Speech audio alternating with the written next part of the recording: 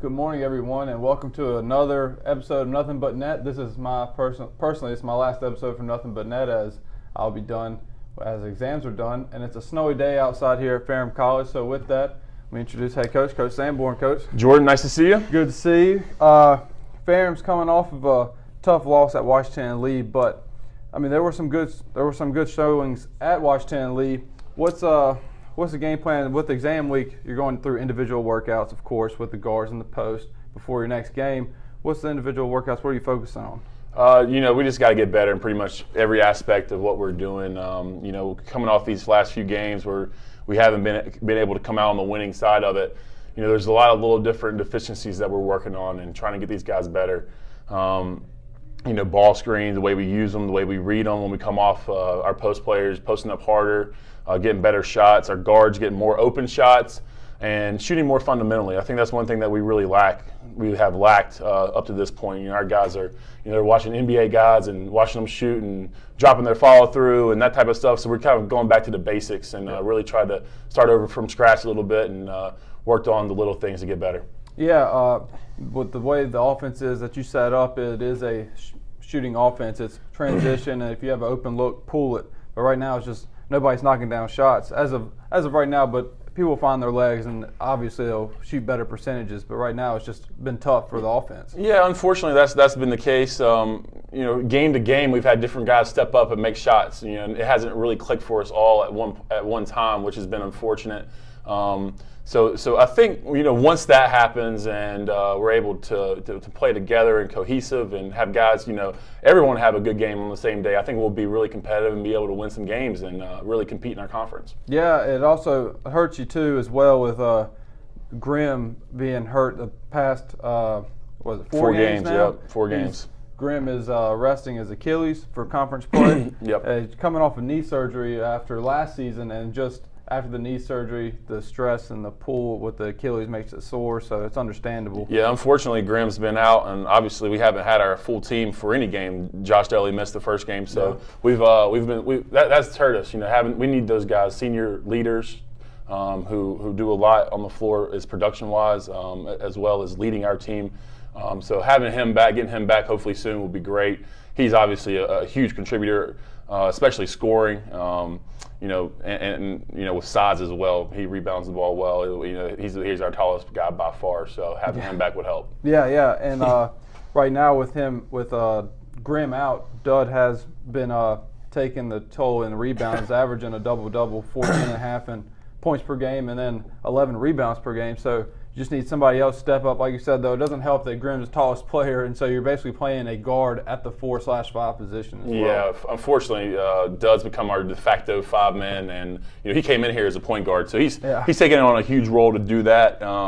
We have other guys start in those positions that are shorter than 6'3", which isn't ideal. So our lack of depth with our post is a huge issue, but we're starting to work through it, figuring out how we're going to have to guard the opposing teams' post players and obviously trying to control them on the boards, which is the biggest issue that we're having right now. Yeah, when you talked about you haven't had any of the players, basically the whole roster healthy for a game this season, it made me think about either last year or the year before we had our roster and we had 2 games the whole season. Coach Thar better not quote me on that, but I'm pretty sure it was 2 games that whole season where we only had we had the full roster healthy. That was it, just 2 games. It was either I missed with my concussions and somebody else had a knee injury, somebody else just had an ankle injury, but we never had a full roster. So hopefully that is not the black cat. I hope not as well. It's tough on our team, especially like I said with our depth, and especially with our depth with size. It makes it really difficult to guard on the interior. And then especially rebounding, which is, like I said, been our biggest issue going into the season. I told you, I think, in the show that, the statistics that we really need to change around are the free throws, which we were shooting 60% last year, a little bit below 60%. Now we're shooting around 70%. Defensive field goal percentage, which has gotten better, and then rebounding, which has not gotten better. So that's the biggest issue that we've been facing.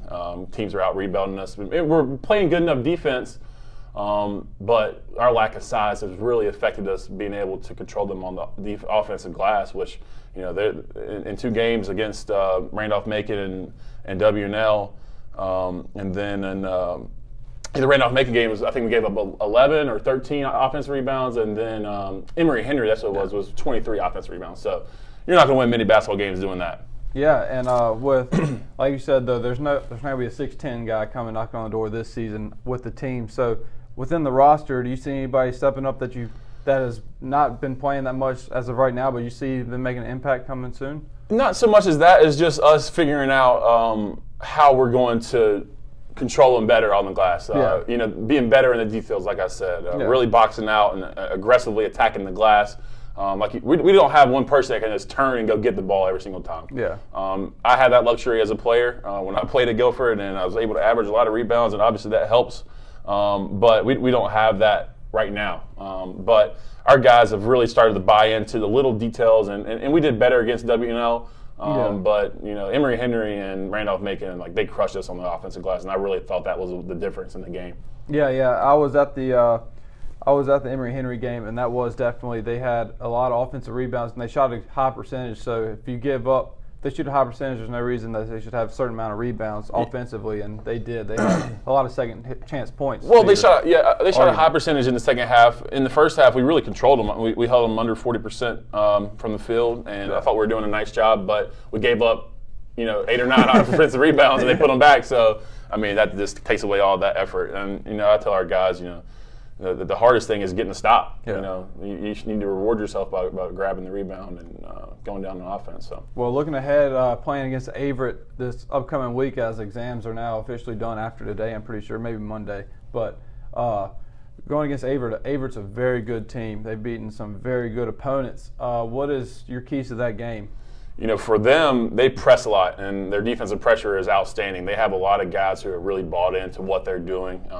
They play really, really, really hard, which is really impressive. He's got and Coach Duino, he actually recruited me. I know he recruited you as well, so he's a great guy. I really enjoy talking to him and getting to know him.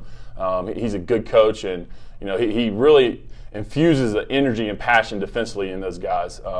So that's going to be the biggest thing is being able to handle their pressure and being able to score. I think defensively, we should. They have good players, but I think we should be able to limit them offensively as long as we're able to rebound. Yeah, Coach D is a great guy.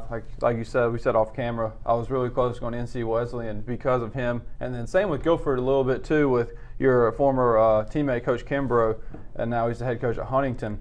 With that being said, though, with playing against Averett, we had a very tough game against Averett last year at home. Kind of came down to a questionable foul call. We're up 2 at the end of the game, and then one of their players shot a 3 basically at the buzzer. There's 0.1 seconds left, and he was blocked by our then point guard Logan Gant and Grimm as well. And Grimm to this day says he had all ball, but the guy hit the 3 free throws to beat us by 1, basically with no time left. A very heartbreaking loss. So hopefully for my sake, hopefully y'all come out with a win and give me some redemption. Yeah, for our sake as well, man. We need something good for us to happen, and that would be a huge win for us at home, especially going into the conference season, starting the conference season.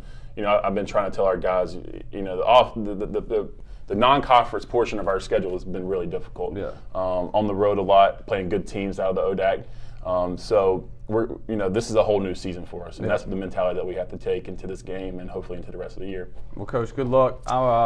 I'll see you when y'all play at Peace. I'll make that road trip because I'm 45 minutes down the road. But I appreciate your time with me at Nothing But Net as we started up, and I really appreciate Jordan, we really appreciate your service to Ferrum Athletics. You've done a great job with all your shows with Coach Grandy and myself, so we really appreciate you. Going to miss you. I appreciate it, Coach. Thank you. Yep.